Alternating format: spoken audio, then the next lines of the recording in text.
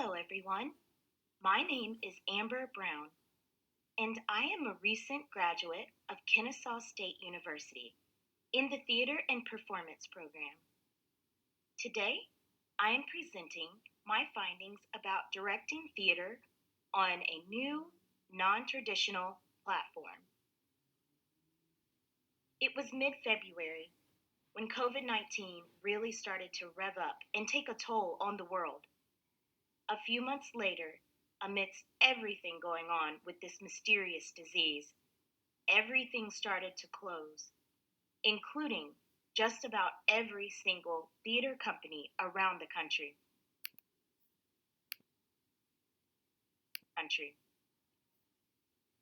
Theaters decided that they would keep their doors closed until they could come up with safe alternatives to reopening. Even now, in mid-March 2021, some have not found ways to do live theater safely. Many have even closed down permanently due to not being able to bring in revenue from performances. It has been critical that theaters and artists alike adjust to this new way of life. This meant producing and performing live theater on new platforms.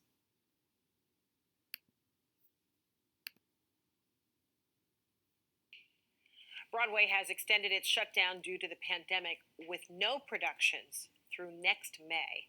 This is having a devastating impact for actors, producers, stagehands, and theater workers, which impacts nearly 100,000 workers. Many fear the jobs they have lost could be gone for good. Here's CNN's. One of those ways is to have a live theatrical performance on Zoom.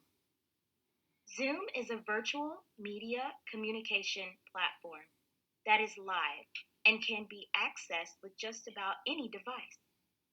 In this study, I will be discussing a few of the principles that have been useful for discovering how to direct a theatrical performance entirely on a live virtual platform. I will specifically examine Atlanta, Georgia's Merely Players, performed in the fall of 2020. This was an adaptation of Edgar Lee Masters' Spoon River Anthology. The presentation analyzes my basic principles for directing on Zoom, drawing upon production photos, a pre-recorded live performance, interviews with actors, and feedback from audience members. Drawing upon my own extensive experience as a theatrical director, actor in both theater and film, and design, I used these experiences as a point of comparison while embarking on this new virtual theatrical terrain. After many hours of research and trial and error, I have 6 basic principles in which I found useful when directing on Zoom.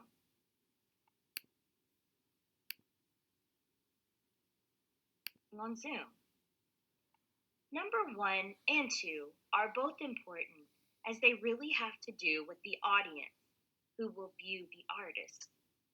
Because we're online on a virtual platform, that means everyone is in their homes.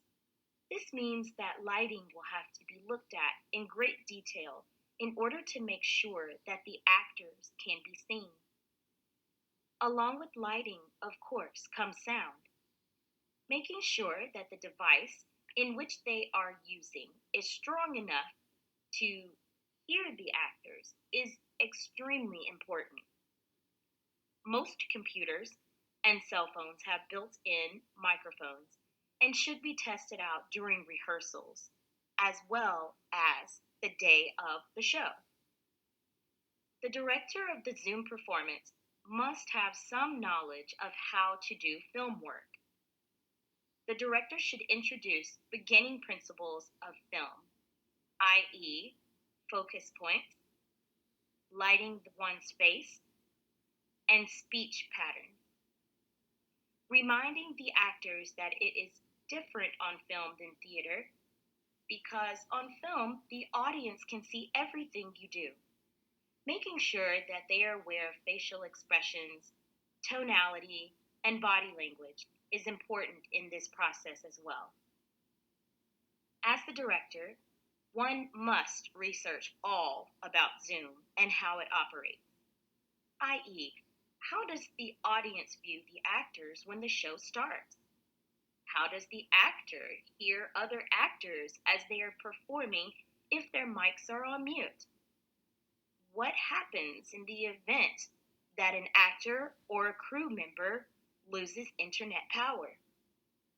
These are just a few of the questions that had to be answered when we were in the middle of rehearsals for Spoon River. Once the director has done the research, then it will be easier to start to play around with scenes. And lastly, be patient with yourself and with the actors because this type of live theater can be intimidating and not everyone or knows is educated in film work. This type of performance can be extremely challenging and frustrating at times.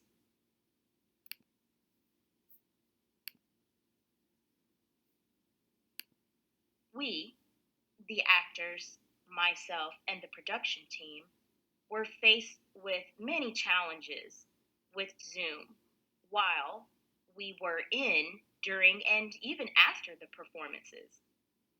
We had to keep reminding ourselves and the cast that mistakes will be made because it is, after all, still live theater. Similarly to real live theater, we had to just give ourselves breaks sometimes because it can be intense to stay on the computer staring at a screen for hours at a time. Doing shows that are authentic to our current environment is important because it keeps live theater relevant and interesting on this new computer platform. We faced many challenges with Zoom while in, during, and even after the performances, but we conquered them head on and it in turn turned out to be a wonderful performance.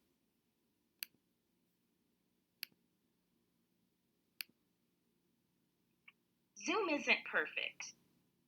There were many things that can go wrong, but I will list the top three things that could potentially go wrong with Zoom. Number one, only one person at a time can talk. If two or more people begin speaking, it becomes a strange lapse, and oftentimes no one in the audience or even the two people speaking can hear each other. Number two, even though a company may have a private account, people can still hack into your private Zoom room. Number three, the lighting and backgrounds that are to be used on Zoom are not ideal for a live performance.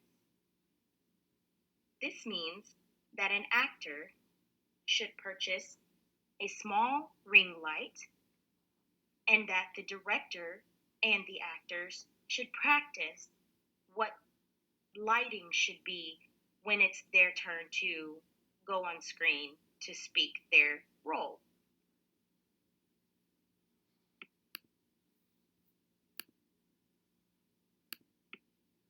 Lastly, I have included the understudy performance of Spoon River Anthology that was performed on November 21st, 2020. This was one of two performances that was filmed.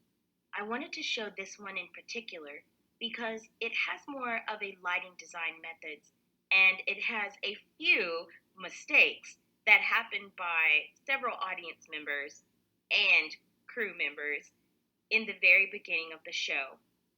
I wanted to show that no matter how much you prepare and rehearse because it's live theater, something can always go wrong.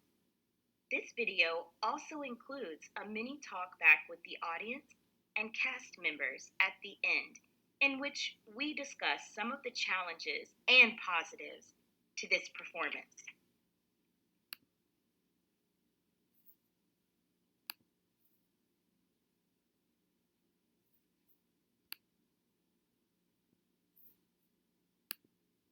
Together in this grave lie Benjamin Pontier, attorney at law, and Nick, his dog, constant comrade, solace, and friend.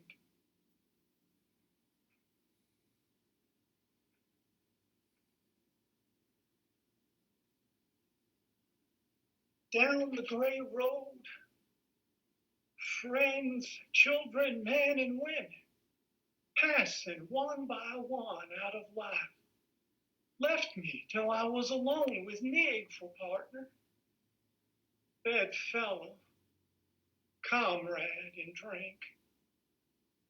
In the morning of life, I knew aspiration and song glory. The she who survives me snared my soul with a snare that led me to death, till I, once strong of will, lay broken, indifferent, living with Nig in a room back of a dingy office.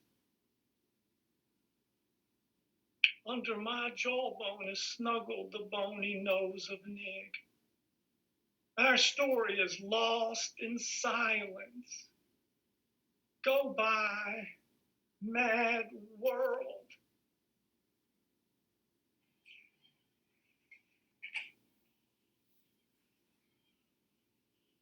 I know that he told I snared his soul with a snare that bled him to death, and all the men loved him, and most of the women pitied him.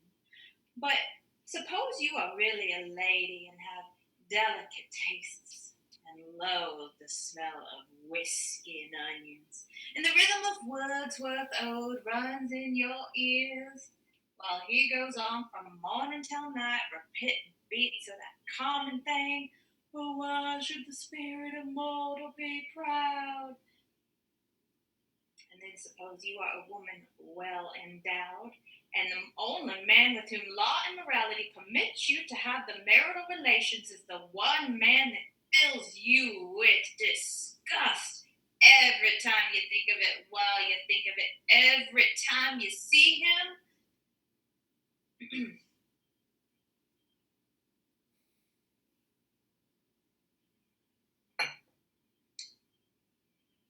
That is why I drove him away from home to live with his dog in a dingy room back of his office.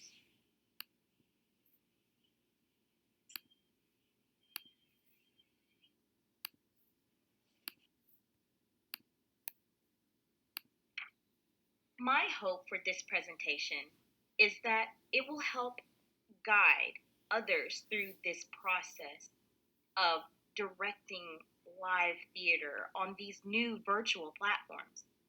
Hopefully, it will help to open up new avenues for theater artists to speak, to continue producing plays during these unprecedented times.